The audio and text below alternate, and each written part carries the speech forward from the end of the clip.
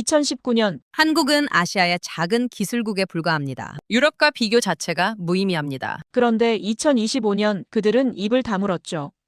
한국의 무기 수출액이 6년 만에 9배 폭등했습니다.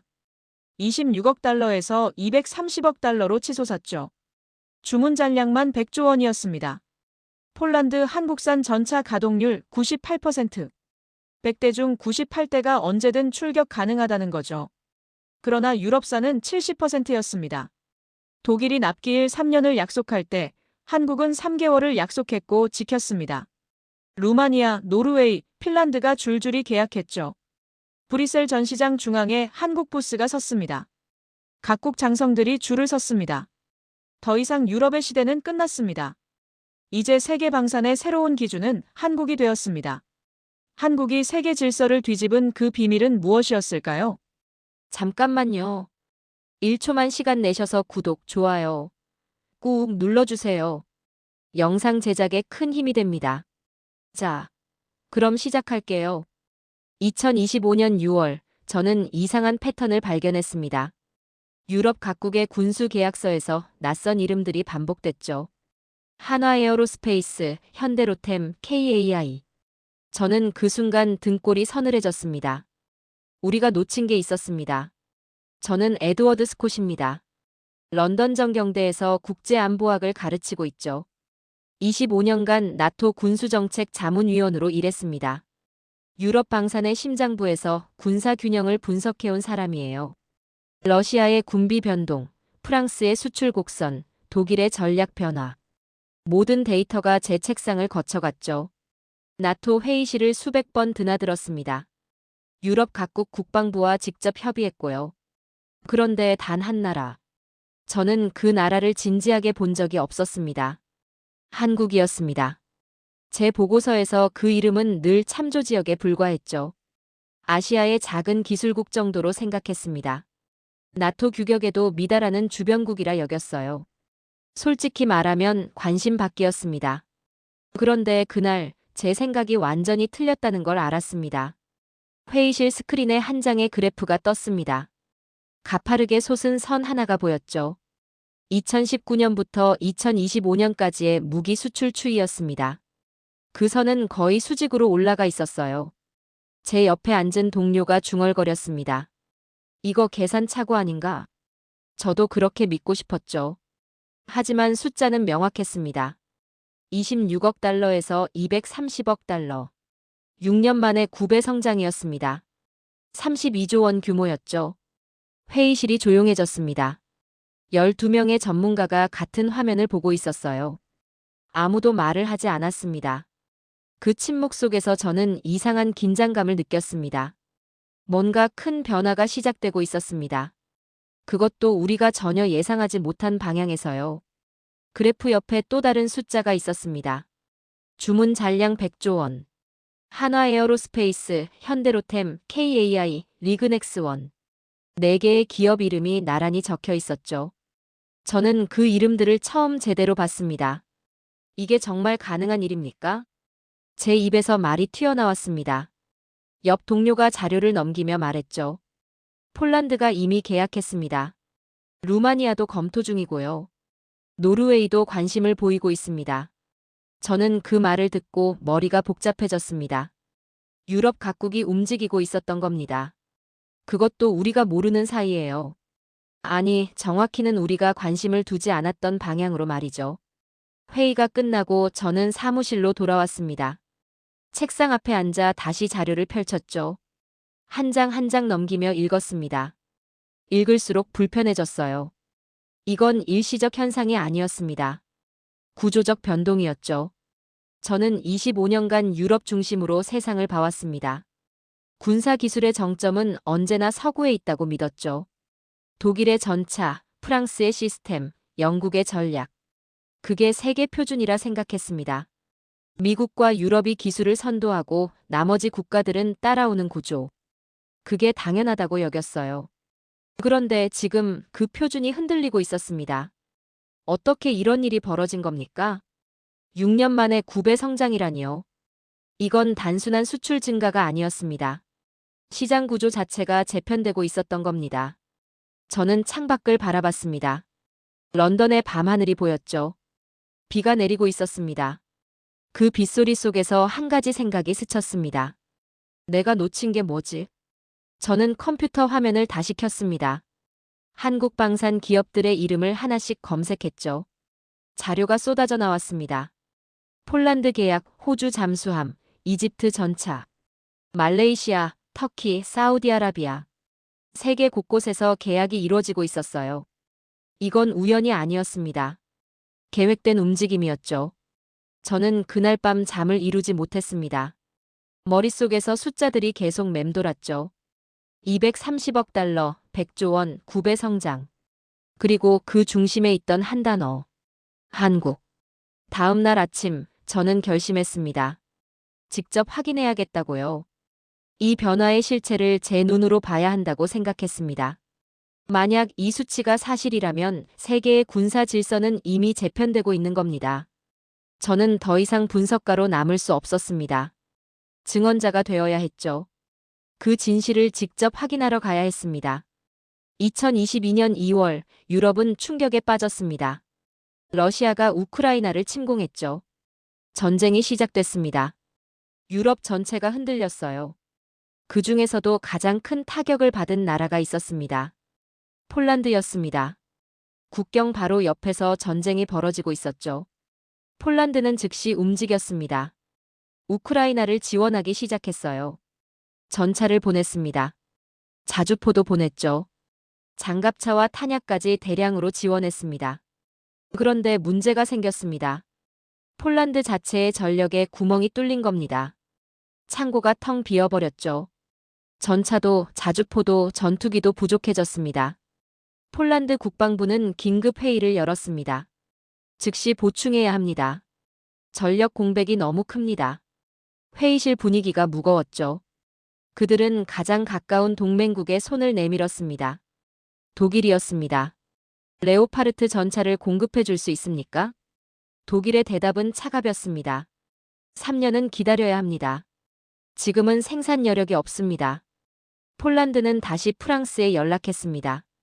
자주포라도 급히 구할 수 있겠습니까? 프랑스의 답변도 마찬가지였죠. 현재로선 불가능합니다. 우리도 재고가 부족합니다. 폴란드는 절망했습니다. 나토 동맹국들이 도와줄 수 없다니요. 3년을 기다릴 수는 없었습니다. 러시아는 바로 옆에 있었거든요. 저는 그 기록을 나토 보고서에서 읽었습니다. 손이 떨렸죠. 유럽의 군수 시스템이 무너지고 있었습니다.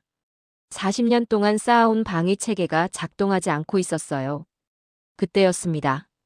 폴란드 국방위원회 회의실에 한 보고서가 올라왔습니다. 다른 공급처를 찾았습니다. 참모 한 명이 조심스럽게 말했죠. 어디입니까? 코리아입니다. 회의실이 술렁였습니다. 한국말입니까? 네, 한국입니다. 한국이 전차를 공급할 수 있다고 합니다. 그것도 몇 달 안에 가능하다고 하네요. 순간 회의장이 조용해졌습니다. 누군가 물었죠. 한국산 전차가 나토 규격에 맞습니까? 품질은 검증됐습니까? 납기를 정말 지킬 수 있습니까? 질문이 쏟아졌습니다. 저는 그 회의록을 읽으며 믿을 수가 없었습니다. 아시아 국가가 유럽 전선을 채운다고요? 나토 중심의 방위 체계가 무너지는 순간이었습니다. 폴란드는 더 이상 선택의 여지가 없었습니다. 그들은 한국과 협상 테이블에 앉았죠. K2 전차, K9 자주포, FA5형 전투기. 한국 측은 구체적인 납기를 제시했습니다. 첫 배치는 3개월 내에 가능합니다. 이후 단계별로 순차 공급하겠습니다. 폴란드는 놀랐습니다. 3년이 아니라 3개월이라니요. 유럽 업체들과는 차원이 다른 속도였죠. 계약이 체결됐습니다. 전차 180대, 자주포 212문, 전투기 48대. 총 140억 달러 규모였습니다. 저는 그 계약서를 처음 봤을 때 어안이 벙벙했습니다. 이게 정말 가능한 일입니까? 한국이라는 나라가 과연 이 약속을 지킬 수 있을까요? 의심이 들었습니다. 저는 20년 넘게 방산 분야를 봐왔습니다. 납기 지연은 일상이었죠. 특히 대량 주문의 경우 2년에서 3년은 기본이었습니다. 그런데 3개월이라니요. 말이 안 됐습니다. 저는 동료들에게 물었습니다. 한국 방산 기업들 믿을 만합니까? 글쎄요, 잘 모르겠습니다. 한 번도 제대로 본 적이 없어서요. 모두가 같은 반응이었습니다. 아무도 확신하지 못했죠. 그날 밤 저는 한국 방산 기업들을 하나씩 조사했습니다. 한화에어로스페이스, 현대로템. 생산 라인 사진들이 보였습니다. 규모가 상당했어요. 하지만 여전히 의문이 남았습니다. 사진과 실제는 다를 수 있으니까요. 저는 이렇게 생각했습니다. 폴란드가 도박을 한 건가? 아니면 우리가 뭔가 놓친 건가? 답을 알 수 없었습니다. 그저 결과를 기다릴 수밖에 없었죠. 그리고 몇 달 뒤, 믿을 수 없는 소식이 들려왔습니다. 2022년 여름, 폴란드 항구에 소식이 전해졌습니다. 화물선이 도착했습니다.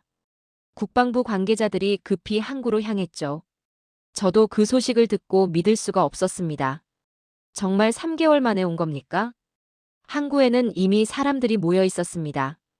폴란드 장성들, 기자들, 군수 담당자들. 모두가 긴장한 표정이었죠.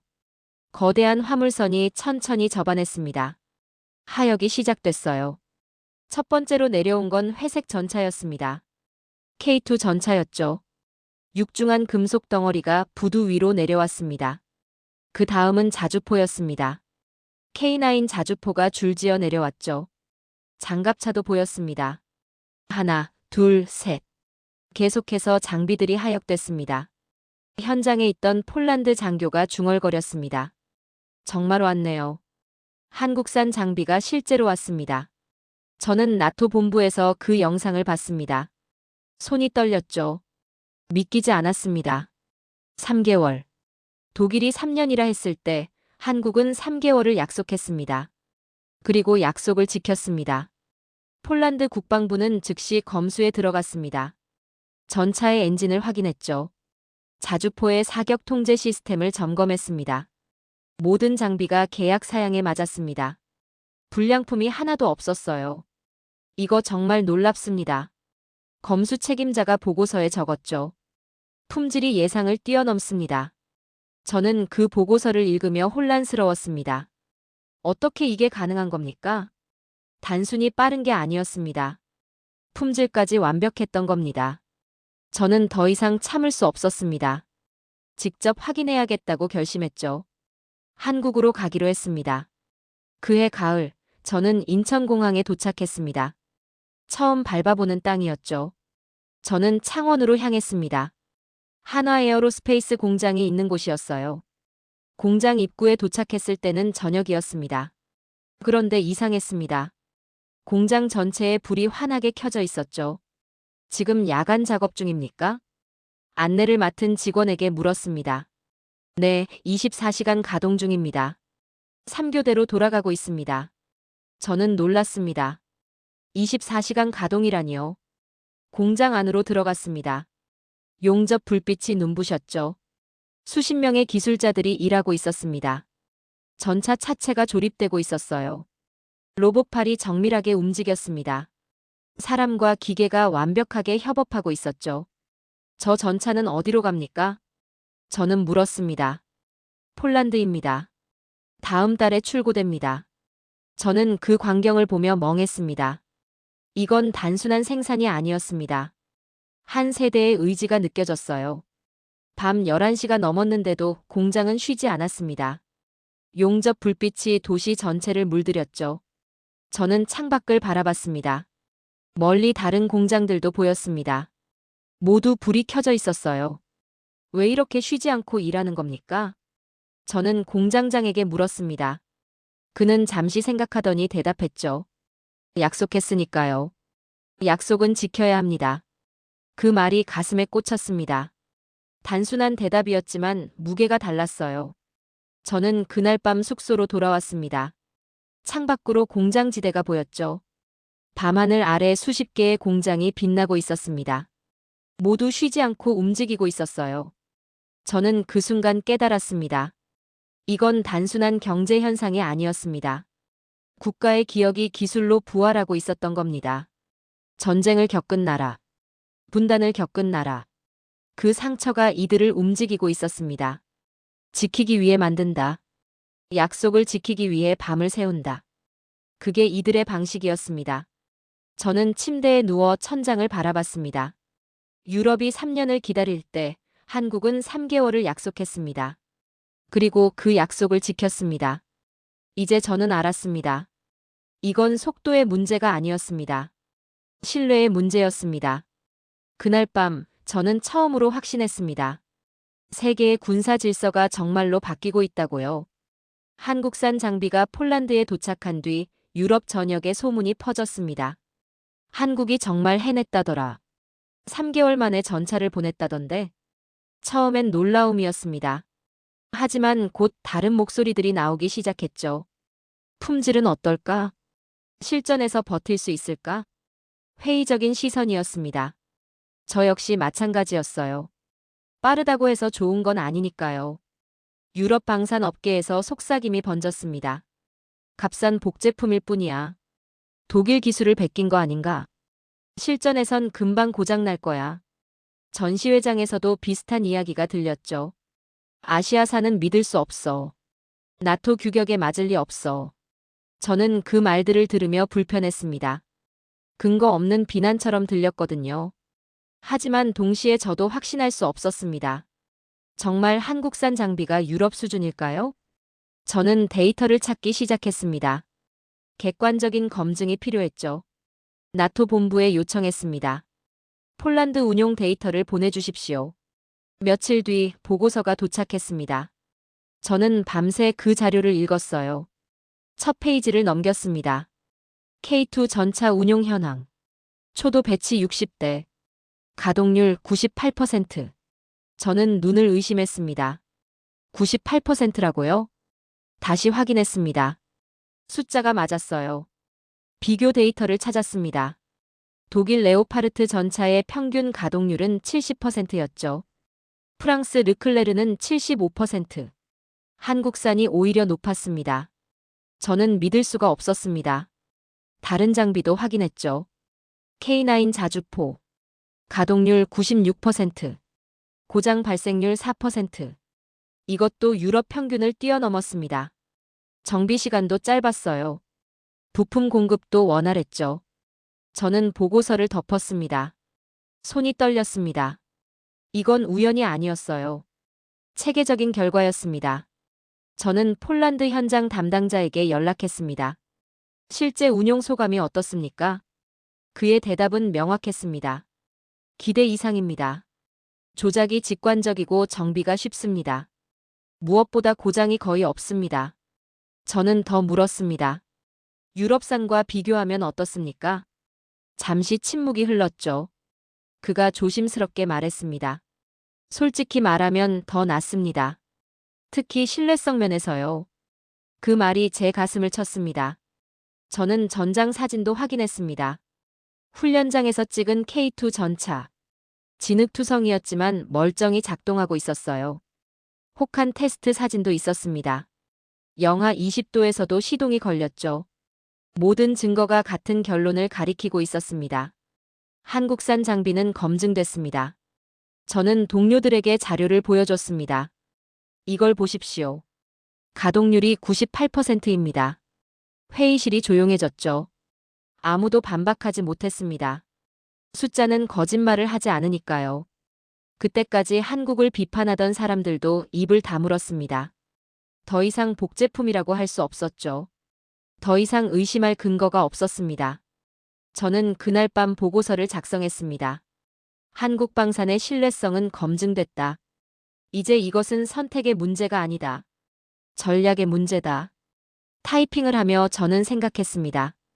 25년간 제가 믿어온 게 무너지고 있었어요. 유럽이 기술의 정점이라는 믿음.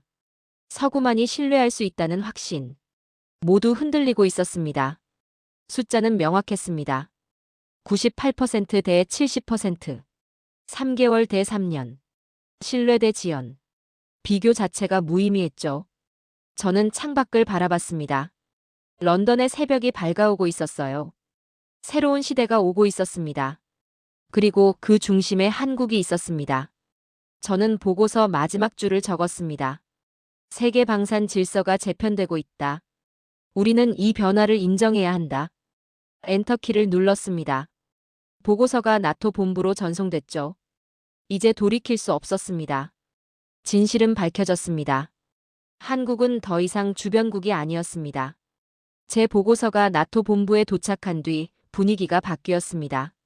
폴란드의 성공 사례가 회자되기 시작했죠. 98% 가동률이라던데. 정비가 정말 쉽다던데. 유럽 각국 국방부가 움직이기 시작했습니다. 루마니아가 먼저 손을 내밀었습니다. 우리도 한국산 장비를 검토하고 싶습니다. 이어서 노르웨이가 연락했죠. K9 자주포를 보고 싶습니다. 에스토니아, 핀란드, 체코. 한 달 사이에 5개 국가가 문의했습니다. 저는 이 흐름을 지켜보며 놀랐습니다. 이건 단순한 관심이 아니었어요. 구조적 변화였습니다. 유럽 방산 전시회가 열렸습니다. 파리에서였죠. 저도 참석했습니다. 전시장에 들어서자마자 이상한 광경이 보였어요. 한국 부스 앞에 사람들이 줄을 서 있었습니다. 각국 장성들과 조달 담당자들이었죠. 저는 그 모습을 보며 멈춰 섰습니다. 3년 전만 해도 상상할 수 없던 장면이었거든요. 한국 부스에는 K2 전차 모형이 있었습니다. K9 자주포 실물도 전시돼 있었죠. 한 루마니아 장군이 전차를 만지며 물었습니다. 납기가 정말 6개월입니까? 한국 측 담당자가 대답했습니다. 네, 가능합니다. 단계별 인도 계획도 준비돼 있습니다. 장군의 눈빛이 변했습니다. 가격은 어떻습니까? 독일산보다 30% 저렴합니다. 품질은 동등하거나 우수합니다. 저는 그 대화를 듣고 있었습니다. 숫자가 명확했죠. 빠르고 저렴하고 품질도 좋다. 반박할 여지가 없었습니다. 노르웨이 대표단도 부스를 찾았습니다. 그들은 더 깊은 질문을 했죠. 현지 생산이 가능합니까? 한국 측의 대답이 저를 놀라게 했습니다. 가능합니다. 기술 이전도 협의할 수 있습니다. 현지 일자리 창출도 함께 고려하겠습니다. 노르웨이 대표의 표정이 밝아졌습니다. 정말입니까? 물론입니다. 우리는 단순히 무기를 파는 게 아닙니다. 파트너십을 만들고 싶습니다. 저는 그 말에 충격을 받았습니다. 기술 이전이라니요. 유럽 기업들은 절대 그러지 않았거든요. 핵심 기술은 철저히 숨겼습니다. 현지 생산도 최소화했죠. 이익을 독점하려 했습니다. 그런데 한국은 달랐습니다. 기술을 나누겠다고 했습니다. 함께 만들자고 했어요. 저는 그날 저녁 호텔로 돌아와 생각했습니다. 이게 바로 차이였습니다. 유럽은 무기를 팔았습니다. 한국은 신뢰를 수출했습니다. 거래가 아니라 동맹을 만들고 있었던 겁니다. 몇 주 뒤 저는 다시 한국을 방문했습니다. 이번엔 사천이었죠. KAI 공장이 있는 곳이었습니다. 공장에 도착했을 때는 밤 10시였습니다. 그런데 또다시 불이 환했습니다. 24시간 가동이었죠. 저는 조립 라인을 걸었습니다. 전투기 동체가 만들어지고 있었어요. FA5형 전투기였습니다. 젊은 기술자가 용접을 하고 있었습니다. 20대 후반쯤 돼 보였죠. 저는 그에게 물었습니다. 왜 이렇게 늦게까지 일합니까? 그는 잠시 작업을 멈추고 대답했습니다. 납기를 맞춰야 하니까요. 폴란드가 기다리고 있습니다. 그 말에 저는 가슴이 뭉클했습니다. 지구 반대편 나라를 위해 밤을 새우고 있었습니다. 자신의 일처럼 책임지고 있었죠. 옆 라인에서는 다른 기술자가 부품을 검수하고 있었습니다. 하나하나 꼼꼼히 확인했어요. 불량이 있으면 즉시 교체했습니다. 품질이 최우선입니다. 품질 관리 책임자가 말했죠. 한 번의 실수가 신뢰를 무너뜨립니다. 그래서 우리는 타협하지 않습니다. 저는 그 광경을 보며 깨달았습니다. 이게 한국식 속도의 비밀이었습니다. 빠르기만 한 게 아니었어요. 정확했습니다. 책임감이 있었습니다. 약속을 지키는 문화가 있었죠. 한 세대가 쌓아올린 기술력이었습니다. 저는 공장을 나와 밤하늘을 올려다봤습니다. 별이 보였어요. 그 별빛 아래서 수십 개의 공장이 움직이고 있었습니다. 모두 약속을 지키기 위해서였죠. 저는 그날 밤 노트에 적었습니다. 그들은 무기를 팔지 않는다. 신뢰를 수출한다. 이것이 한국이 성공한 이유다. 다음 날 루마니아에서 뉴스가 들려왔습니다. 한국과 K9 자주포 계약을 체결했다고 했죠. 그 다음 주에는 노르웨이가 발표했습니다. K2 전차 도입을 결정했다고요. 현지 생산 협약도 함께 체결했습니다. 일주일 뒤엔 에스토니아가 움직였습니다. 장갑차 계약이었죠. 유럽 전역에서 계약이 이어졌습니다. 저는 그 흐름을 지켜보며 확신했습니다. 이건 일시적 현상이 아니었습니다. 새로운 질서가 만들어지고 있었습니다. 한국은 더 이상 선택지가 아니었습니다. 필수가 되고 있었죠. 유럽의 시간표가 바뀌고 있었습니다. 3년이 아니라 3개월. 독점이 아니라 협력. 거래가 아니라 동맹. 모든 게 달라지고 있었습니다. 그리고 그 변화의 중심에 한국이 있었습니다. 한국의 성공이 알려지자 예상치 못한 반응이 나타났습니다. 유럽 일부에서 경계의 목소리가 터져나왔죠. 2023년 초 독일 의회에서 논쟁이 벌어졌습니다. 우리 방산 기업들을 보호해야 합니다. 한 의원이 목소리를 높였죠. 아시아 기업의 시장을 빼앗기고 있습니다. 프랑스에서도 비슷한 목소리가 나왔습니다. 자국 우선 조항을 강화해야 합니다. 유럽 기업을 먼저 고려해야 합니다. 이탈리아 국방장관도 발언했죠. 아시아 의존을 경계해야 합니다. 안보는 자주성이 생명입니다. 저는 그 뉴스들을 보며 복잡한 심경이었습니다. 이해는 갔어요. 유럽 방산 기업들이 타격을 받고 있었으니까요. 하지만 동시에 불공정하다는 생각도 들었습니다. 한국은 정당하게 경쟁했거든요. 나토 회의에서도 이 문제가 거론됐습니다. 한국산 도입을 제한해야 하는 거 아닙니까? 한자문 위원이 물었죠. 어떤 근거로 제한합니까? 다른 위원이 반문했습니다. 품질은 검증됐습니다. 납기도 정확합니다. 가격도 합리적입니다. 회의실이 조용해졌습니다. 반박할 논리가 없었죠. 하지만 정치적 압력은 계속됐습니다. 유럽 방산 로비 단체들이 움직였어요. 일자리가 줄어들고 있습니다.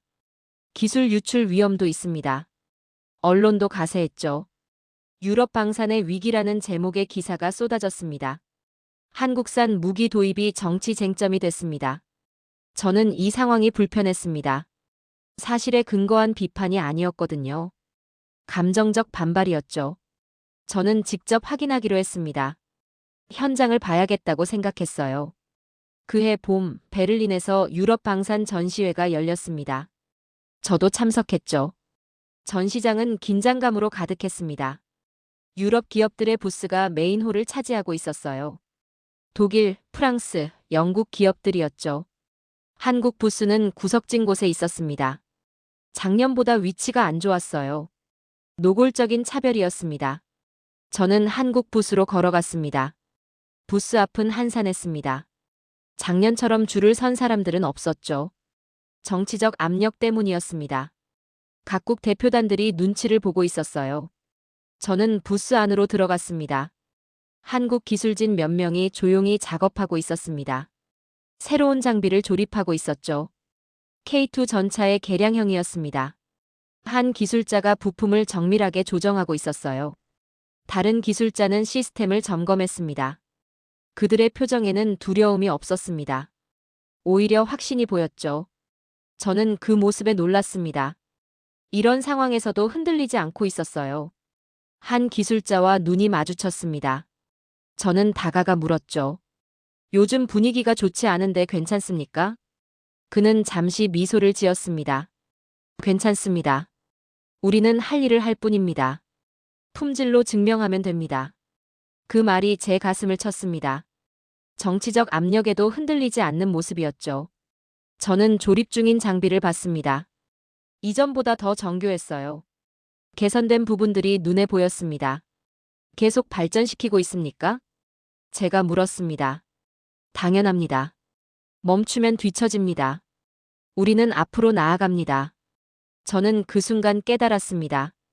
이건 단순한 경쟁이 아니었습니다. 새로운 표준이 태어나는 과정이었죠. 유럽이 정치로 막으려 할 때 한국은 기술로 답하고 있었습니다. 저는 부스를 나와 전시장을 둘러봤습니다. 메인홀의 유럽 기업들은 화려했습니다. 큰 부스, 많은 인원, 거대한 홍보물. 하지만 뭔가 달랐어요. 새로운 게 없었습니다. 작년과 똑같은 장비들이었죠. 반면 한국 부스는 작았지만 달랐습니다. 계속 진화하고 있었어요. 개선하고 발전시키고 혁신하고 있었습니다. 저녁이 되자 재미있는 광경이 벌어졌습니다. 공식 행사가 끝난 뒤였죠. 각국 조달 담당자들이 슬금슬금 한국 부스로 왔습니다. 낮에는 눈치 때문에 오지 못했던 사람들이었어요. 그들은 조용히 기술진과 대화했습니다. 사양을 물었죠. 가격을 확인했습니다. 납기를 문의했어요. 저는 멀리서 그 모습을 지켜봤습니다. 정치는 낮에 움직였지만 실리는 밤에 움직이고 있었습니다. 한 폴란드 장교가 한국 기술진과 악수했습니다. 2차 계약을 준비하고 있습니다. 그가 말했죠. 정치가 어떻든 우리는 필요한 걸 삽니다. 품질이 증명됐으니까요. 저는 호텔로 돌아와 창밖을 바라봤습니다.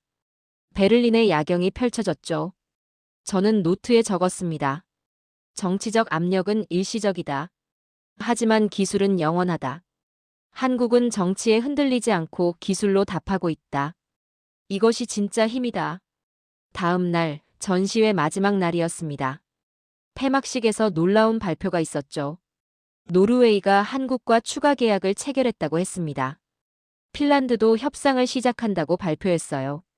정치적 압력에도 불구하고 계약은 계속됐습니다. 왜냐고요? 품질이 증명됐으니까요. 신뢰가 쌓였으니까요. 필요했으니까요. 저는 그날 확신했습니다. 이 흐름은 막을 수 없다고요. 정치는 일시적이지만 기술은 영원합니다. 한국은 흔들리지 않고 전진하고 있었습니다. 그리고 세계는 그 사실을 알고 있었습니다. 2024년 가을, 브뤼셀에서 유럽 최대 군사 전시회가 열렸습니다. 나토 회원국 전체가 참석했죠. 저도 영국 대표단과 함께 갔습니다. 전시장에 들어서자마자 이상한 느낌이 들었어요. 분위기가 작년과 완전히 달랐습니다. 메인홀 중앙에 한국 부스가 자리 잡고 있었죠. 작년엔 구석이었는데 말이에요. 부스 앞에 사람들이 모여 있었습니다. 각국 장성들이었어요. 독일, 프랑스, 이탈리아, 스페인. 모두 한국 부스를 향하고 있었습니다.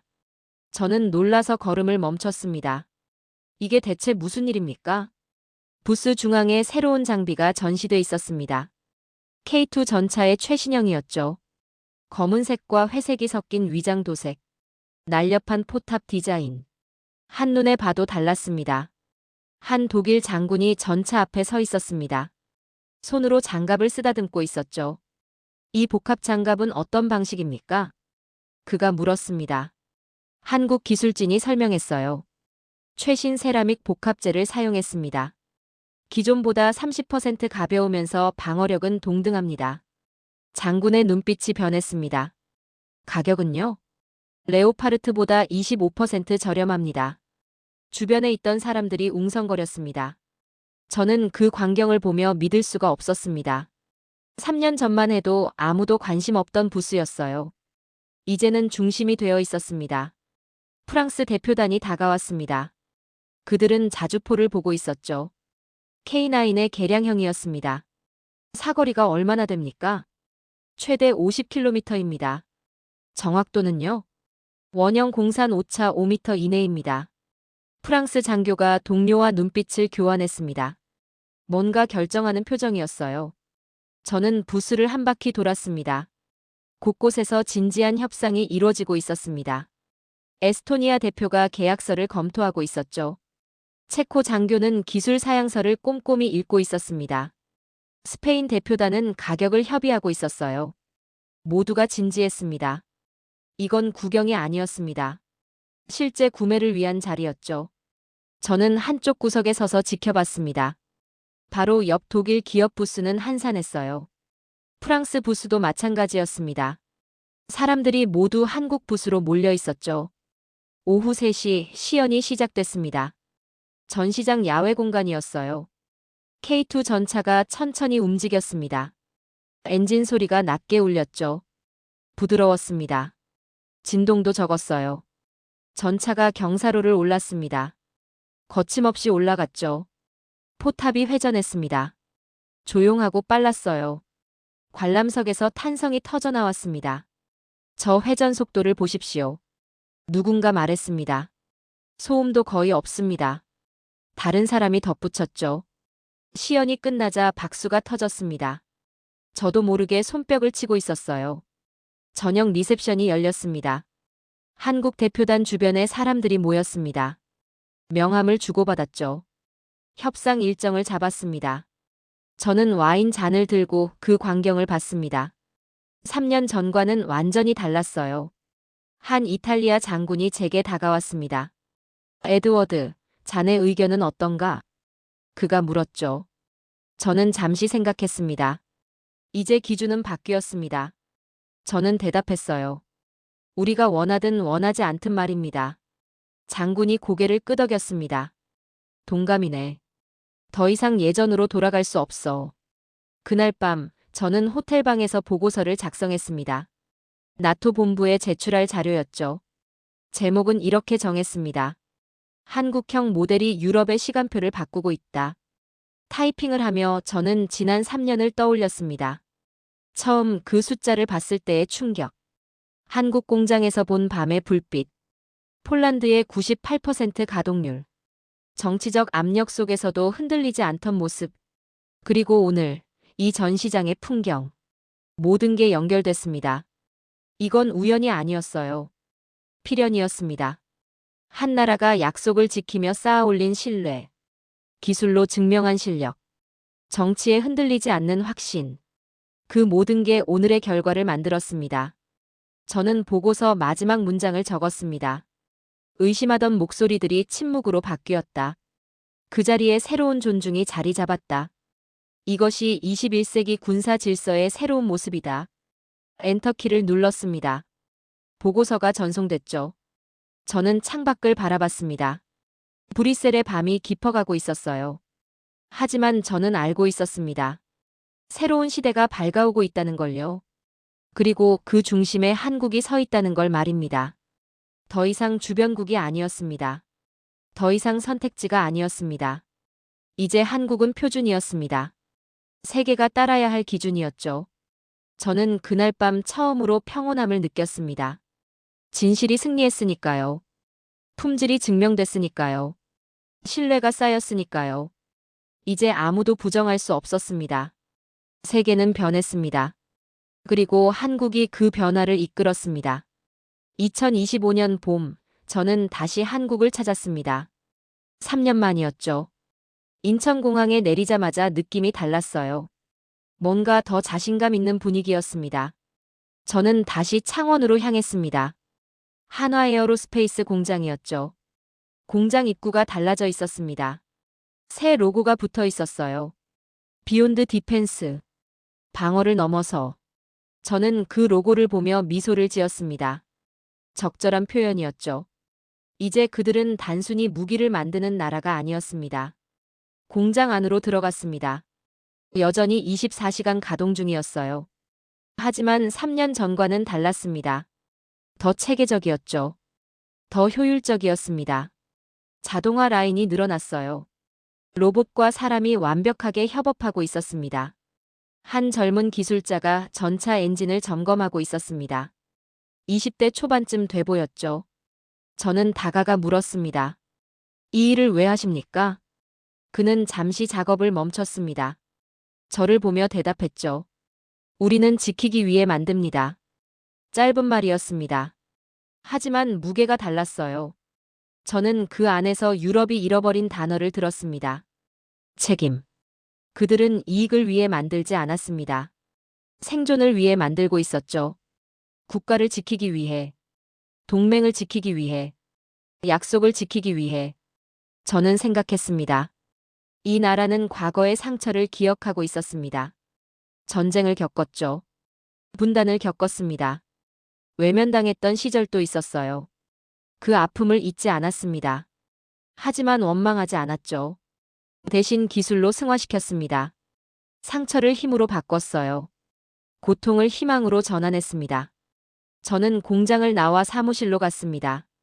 한국방산협회 회장을 만났죠. 60대 중반의 신사였습니다. 그에게 물었습니다. 어떻게 이렇게 빨리 성장할 수 있었습니까? 그는 잠시 창밖을 바라봤습니다. 우리는 선택의 여지가 없었습니다. 그가 말했죠. 살아남으려면 강해져야 했습니다. 그래서 멈추지 않았습니다. 그 말에 저는 고개를 끄덕였습니다. 절박함이 혁신을 낳았던 겁니다. 필요가 기술을 만들었죠. 생존이 그들을 움직였습니다. 저는 런던으로 돌아왔습니다. 책상 위에 최신 보고서가 놓여 있었어요. 한국방산 수출 현황이었습니다. 2025년 예상 수출액 300억 달러. 주문 잔량 150조 원. 거래 국가 40개국. 숫자는 계속 커지고 있었습니다. 하지만 이제 저는 놀라지 않았어요. 당연한 결과였으니까요. 각국 훈련장에서 한국 장비가 사용되고 있었습니다. 유럽, 중동, 아시아, 남미. 세계 곳곳이었죠. 전시회마다 한국 부스가 중심이 되었습니다. 군사 전문지마다 한국 기술을 다뤘습니다. 이제 한국형 장비는 표준이었습니다. 세계가 따라야 할 기준이었죠. 저는 제가 알고 있던 군사력의 피라미드가 완전히 뒤집혔다는 걸 인정했습니다. 서구 중심의 질서는 끝났어요. 새로운 질서가 만들어졌습니다. 그 중심에 한국이 있었죠. 저는 그날 저녁 오래된 노트를 꺼냈습니다. 3년 전 처음 한국을 방문했을 때 적었던 글이었어요. 이건 산업이 아니라 신념으로 움직이고 있었다. 지금도 같은 생각입니다. 아니, 더 확신합니다. 한국은 무기를 팔지 않았습니다. 신뢰를 수출했죠. 기술을 나눴습니다. 책임을 보여줬어요. 약속을 지켰습니다. 그게 그들의 힘이었습니다. 저는 새 보고서를 작성하기 시작했습니다. 제목은 이렇게 정했죠. 21세기 군사 문명의 새로운 장. 첫 문장을 적었습니다. 조용히 그러나 단단히 동쪽에서 새로운 시대가 열리고 있다. 타이핑을 하며 저는 생각했습니다. 저는 25년간 유럽 중심으로 세상을 봤습니다. 그게 전부인 줄 알았죠. 하지만 틀렸습니다. 세계는 더 넓었어요. 더 역동적이었습니다. 한국이 그걸 보여줬습니다. 작은 나라였지만 큰 변화를 만들었죠. 상처를 힘으로 바꿨습니다. 절박함을 혁신으로 전환했어요. 그리고 세계를 바꿨습니다.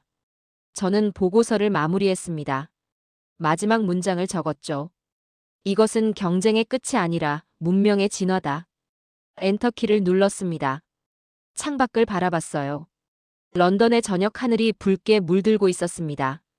저는 알고 있었습니다. 내일이면 또 새로운 소식이 들려올 거라는 걸요. 한국의 새로운 기술, 새로운 계약, 새로운 성공. 그리고 저는 더 이상 놀라지 않을 겁니다. 이제 그게 당연하니까요. 세계는 변했습니다. 한국이 그 변화를 이끌었습니다. 그리고 그 변화는 계속될 겁니다.